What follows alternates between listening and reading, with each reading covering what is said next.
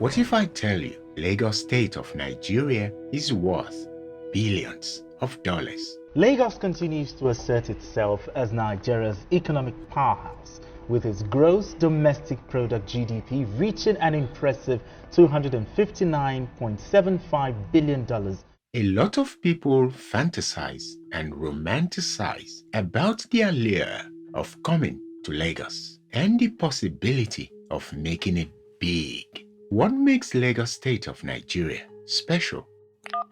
The level of young population, the level of advanced technology that we have in Lagos makes it clear that it's a place where the market can flourish, it's a place where businesses can thrive, but more importantly, the financial market. This is Apapa Quay at Lagos, the busiest port in Nigeria. It's been busy for a great many years. Detty December has to be the best place. Lagos, I promise you right now, you need to start making this a bigger place. Because the amount of traffic there is, I'm not even surprised. Everyone wants to come right now to Lagos, Nigeria, because we're #1 trending when it comes to the holidays. #1. Nigeria has one of the most vibrant diaspora communities globally. They remit over $20 to $25 billion annually. In this video, we are going to look at how Lagos State generates billions of dollars. Lagos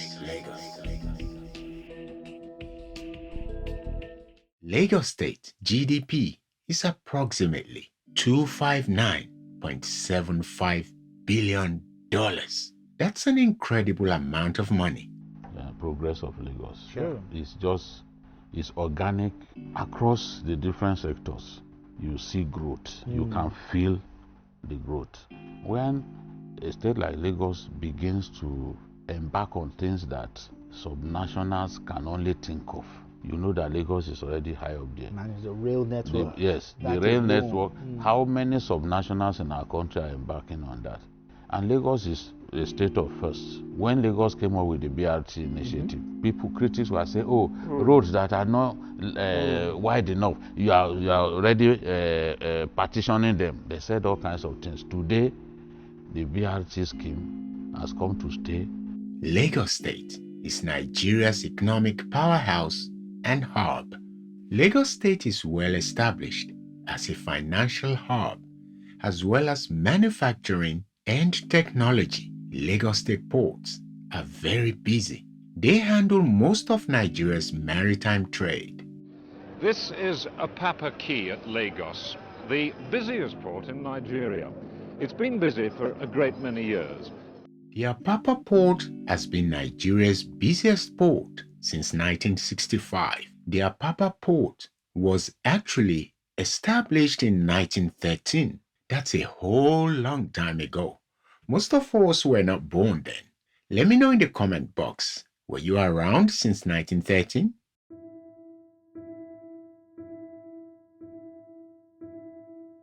Recently, the Apapa port broke all records of daily generated customs revenue. You might be wondering how Lagos State benefits from all of these port activities in its state. The Apapa port and Tinkan Island are wholly a federal government entity generating revenue for Nigeria, with the Nigerian Ports Authority as the controlling entity.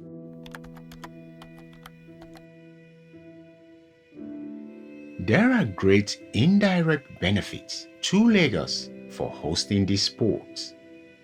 Governor Babajide Sanwo-Olu has approved the establishment of the Apapa Central Business Office to tackle infrastructure maintenance challenges and foster a conducive business environment. Let's take jobs for example. Residents of Lagos State, regardless of what part of Nigeria they come from, work in areas like clearing, forwarding, logistics, admin, etc. And so it creates job opportunities for Lagosians. Lagos State benefit greatly from taxes paid by corporate entities who service the ports. You have taxes, commercial activities around the port brings in statutory tax obligations for Lagos State government.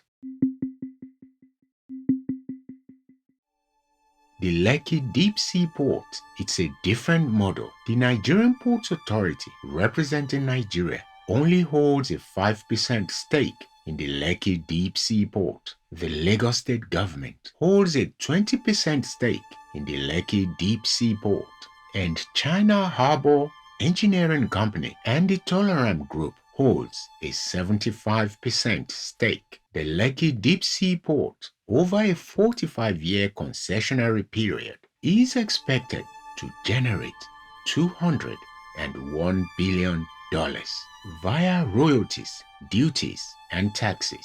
And remember, Lagos State have a 20% stake in the Lekki Deep Sea Port. Lagos will be smiling all the way to the bank.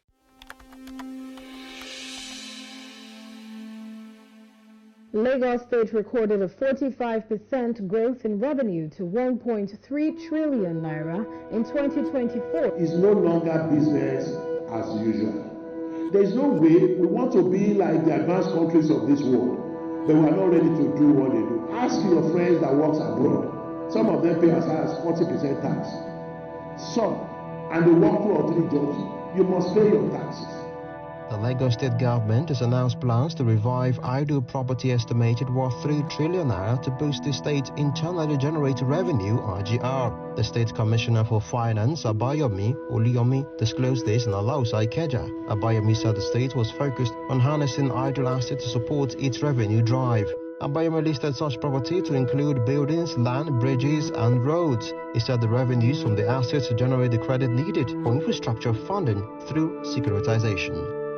Lagos State internally generated revenue, IGR, 1.3 trillion naira in. Lagos State houses massive industrial zones.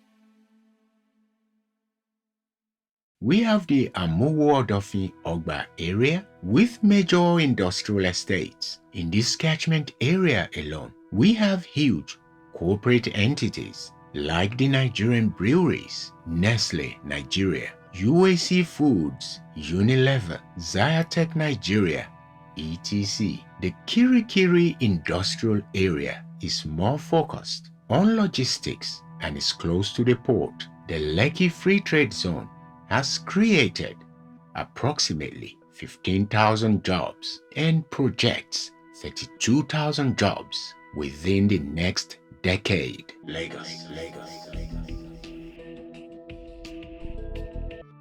The level of young population, the level of advanced technology that we have in Lagos makes it clear that it's a place where the market can flourish, is a place where businesses can thrive. Lagos State is the highest employer of labor in Nigeria, employing approximately 740,000 people in a single year in private, government, and informal sectors. The informal sector, which includes small businesses and trades, employ approximately 5.58 million people. Nigeria, and specifically Lagos today, is where China was 3 to 4 decades ago. David Frame has lived in Nigeria for 30 years. He hopes Echo Atlantic City is his legacy. Echo Atlantic could be that catalyst to establish Lagos as that financial hub for the entire continent of Africa.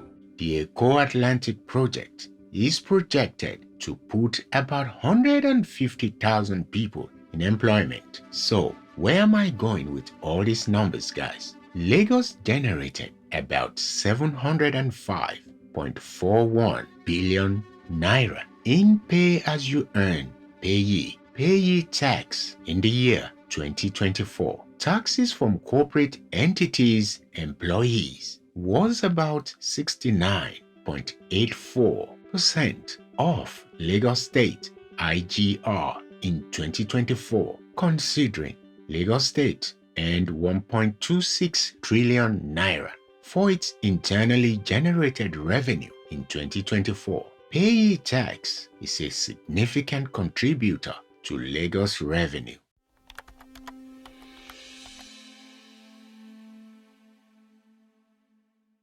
The government of Governor Detty December has invested a lot in tourism.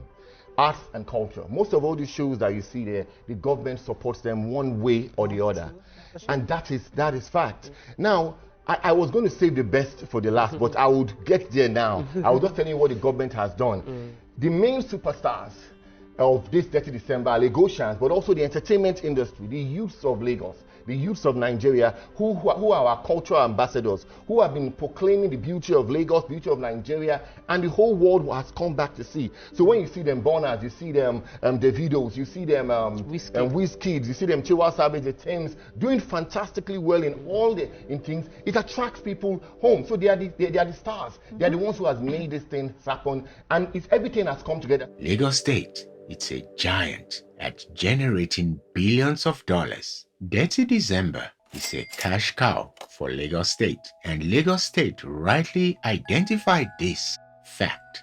Detty December diaspora remittances are equivalent to 4% of Nigeria's gross domestic product.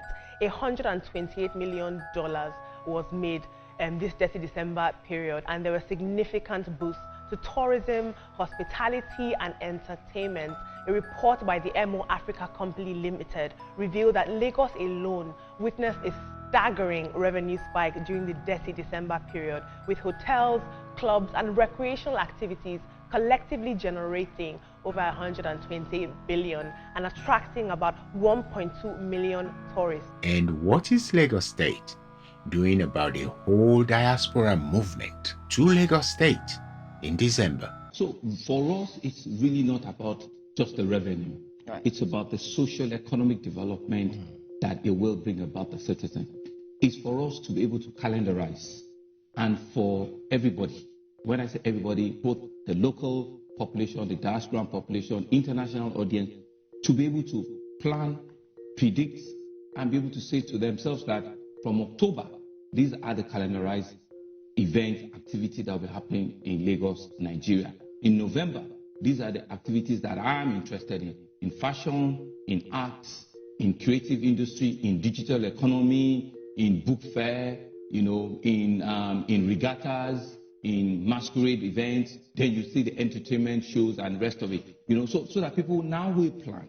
Right? Once you have it properly planned out, then people can make, all of their travel arrangements, they can make all of their booking arrangements. Then we also need to now stimulate that with investment. How well do we get the private sector to make more investment into real estate, especially into the hospitality business? More restaurants, more hotel accommodation, more B&B, conversions to accommodate. How well also do we now prepare the city for security, for safety, for public transportation, for us to be able to have a seamless movement of people in and out of it. When we do all of that, what you would see, which happens in other parts of the world, is that you can have an economy that will be on for 6 weeks, and that economy will keep that company for the next 12 months. What do I mean? There are parts of the world where during summer, they open for 3 months, for 2 months, and the proceeds, the sales they make during that time is enough for the next 9 months. Those are the kind of things that we can, so that it will generate a lot more, employment. You could get 50 to 100,000 new employees that they would have, a sustainable means for 2-3 months, and it will be sufficiently, grounded enough to keep them for another 6-8 months, and that's the kind of, jigsaw that we need to put together. The financial markets, all the banks in Nigeria, all the banks, bilateral, multilateral banks, globally, always have a presence in Lagos. So it creates that hub where conversations can happen, Talking about an enabling environment, Lagos State provides opportunities by putting in place the right compliance and regulatory requirements for the financial sector, as well as the tech industry, to be able to go on and achieve greater heights. Lagos State have the highest number of banking presence in Nigeria. As of 2024, there are over 1,000 bank branches in Lagos State alone. Banks are major employers of labor, and Lagosians benefit greatly from this. Banks and the financial institutions are great contributors to Lagos State IGR. Banks provide services like loans and credits to customers to do business with in Lagos State, and a lot of small medium enterprise benefit from this to stimulate the Lagos State economy to make more money.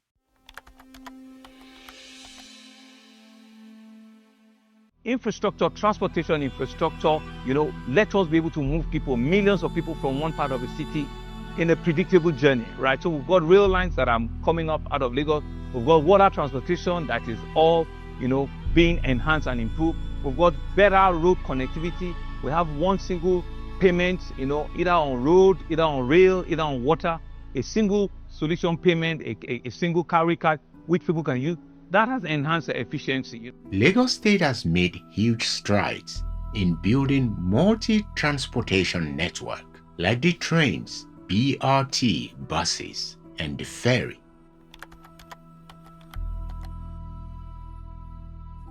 Lagos State owns a lot of valuable land. Land is at a premium considering the size of the state and that it's an island.